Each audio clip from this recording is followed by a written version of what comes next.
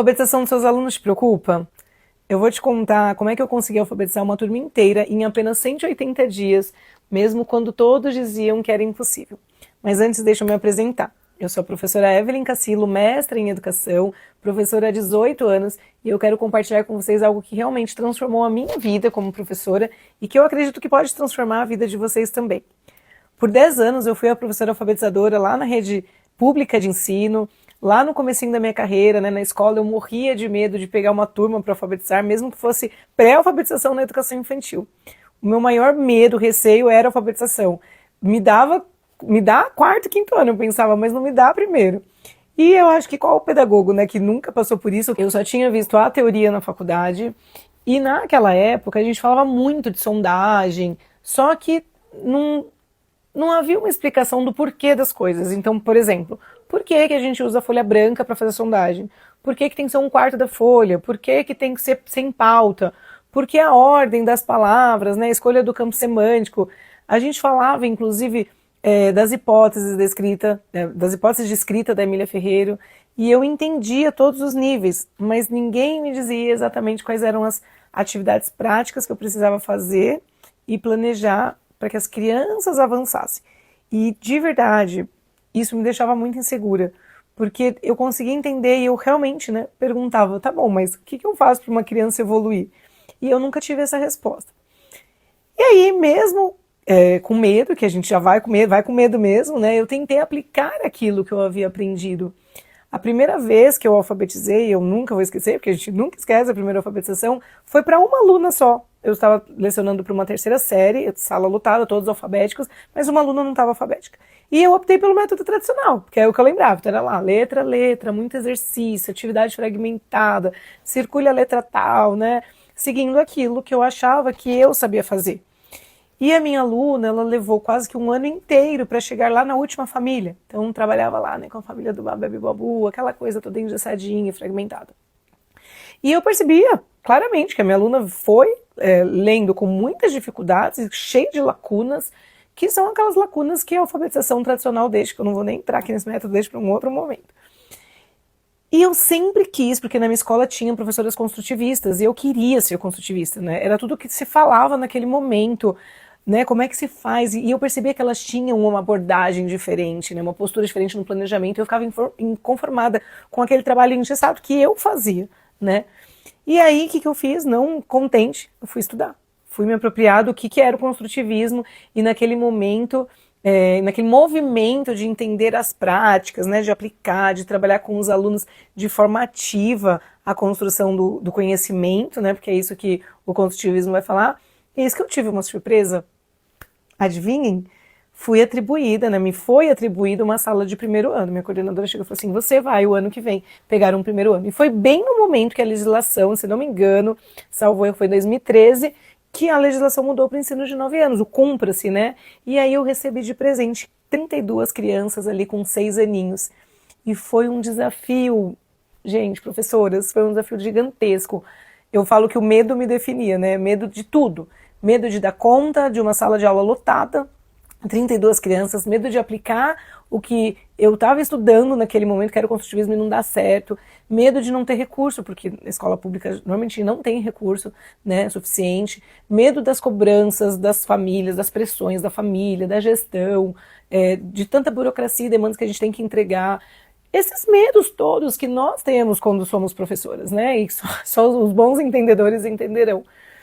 E era muito... Eu ficava ali me sentindo, né, oprimida. Mas eu acho que tudo bem, porque qual professor? Atire a primeira pedra quem nunca teve todos esses medos, todos esses e mais alguns que eu nem listei aqui. Mas dizem que é o medo que nos move, né, e foi exatamente isso que aconteceu comigo. Aos pouquinhos eu fui aprendendo outras metodologias, fui me apropriando de outros estudos, outras linhas teóricas, e junto com isso eu fui articulando, né, associando bastante prática, elaborando materiais, usando recursos que eu mesma elaborava, que eu via sentido naquilo, fui testando com os meus alunos até o momento que eu fui lá fazer o mestrado. E quando eu fui fazer o mestrado, eu comecei a perceber que tinha uma chavinha diferente ali, essa chave estava realmente na consciência fonológica, nas habilidades que estão ali na consciência fonológica. E eu comecei a misturar, né, o articular todas essas teorias e práticas, né, experiências que eu fui testando ali, e aquilo foi ficando muito significativo, cada vez mais significativo para mim, principalmente à medida que eu ia aplicando e ia alcançando os resultados ali bem rápidos, né, e digamos eficientes com os meus alunos. Comecei a me aprofundar muito em neurociência, e aí, né, o meu coração foi para neurociência, e eu comecei a relacionar mais ainda metodologias de ensino com a minha experiência de sala de aula, e na verdade, para mim, a minha sala de aula era um laboratório de aprendizagem, sabe? Que eu testava, que dava certo, que às vezes não dava certo, mas a gente mudava a estratégia, quais ferramentas usar. Então eu fui construindo tudo isso ao longo dessa vivência, de toda essa experiência. E eu vim dar aula na graduação, na pedagogia especificamente, e aí eu comecei a ensinar professoras. Não só na graduação, como também na pós-graduação em alfabetização e letramento. E aí, de repente, eu comecei a perceber o brilho no olhar das minhas alunas, sabe? Aquela vontade de fazer acontecer, aquela garra. E elas me diziam, né, e dizem até hoje, Pro, como você inspira, como as suas histórias são inspiradoras. E eu sou a professora de não só contar a história, mas provar, de mostrar a foto, material, tudo. Então, elas ficavam ali alucinadas. Só que eu não queria só inspirar as minhas alunas, eu queria vê-las colocando aquilo na prática. Eu queria que as minhas alunas sentissem aquilo que eu senti, que elas tivessem a oportunidade de mudar vidas. Eu acho que essa é a minha missão, né? Esse é o meu propósito, de ver as minhas alunas libertando as crianças ali do analfabetismo, Paulo Freire na veia, né? E foi a partir desse contexto mesmo, com as minhas alunas, que hoje, inclusive, já são muitas professoras, inclusive muitas alfabetizadoras, que nasceu esse método, que eu chamo aqui de PSA,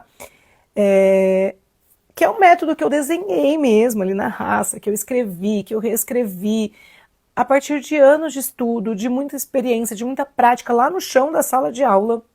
E esse método já vem caminhando comigo, não só nas minhas turmas, mas também em muitas escolas onde eu presto assessoria e consultoria pedagógica. Hoje, acho que é a minha maior alegria, né, e o meu orgulho mesmo, eu tenho orgulho de ver que as minhas alunas aplicam o meu método, que elas conseguem resultados incríveis com crianças que antes, inclusive eram consideradas crianças difíceis de alfabetizar, e eu estou falando das crianças, inclusive, com transtorno de aprendizagem, crianças que não apenas estão ou estavam em fase de alfabetização, mas fora do ciclo de alfabetização também. Eu tive alunos aí que alfabetizou até crianças do ensino médio, 9º ano, assim por diante. Sabe aquelas crianças que são consideradas, vou colocar entre aspas, casos perdidos pelo ensino tradicional?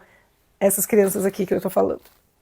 E aí, ver essas crianças sendo alfabetizadas, e as minhas alunas sentem isso, elas relatam isso, sabe? Esse lado, o fato delas recuperarem a confiança de uma criança, eu acho que isso é o poder transformador, sabe, da alfabetização. É algo realmente poderoso, é muito emocionante e é muito gratificante. E eu fico emocionada de falar isso, porque eu sou extremamente grata hoje e sou muito feliz por saber que de alguma forma eu marquei vidas lá atrás na educação básica, que eu tenho até mães e alunos que hoje já estão na faculdade, mas que me encontram e que dizem, você marcou a minha vida, né? Então, marquei vidas lá, marquei vidas na graduação, na pós, e eu vou continuar marcando vidas e ajudando a levar a educação ao outro patamar, porque eu acredito sim que juntas nós somos mais fortes. Vocês acham que isso faz sentido para vocês? Vocês acham que vocês de alguma forma se identificam com a minha história ou com uma partinha dela, nem que for eu estou começando agora ou eu já sou professora há muito tempo? Eu acho que nós todos somos formados de história, né? Então a gente não pode deixar que nenhum medo nos pare. Então já vou deixar um convite aqui, lógico, para que vocês curtam esse vídeo, e para que vocês comentem, que vocês me contem se vocês se identificam de alguma forma comigo. E eu tenho certeza que vocês também conhecem alguma professora que tem uma história semelhante. Então, se você conhece, compartilha com essa professora, porque aqui neste perfil eu vou compartilhar, como já tenho compartilhado e vou continuar fazendo isso, porque esse é o meu propósito, muito material, falar muito sobre alfabetização e vou falar muito desse método que eu tenho muito orgulho de falar, que é o PSA. A gente se vê em breve.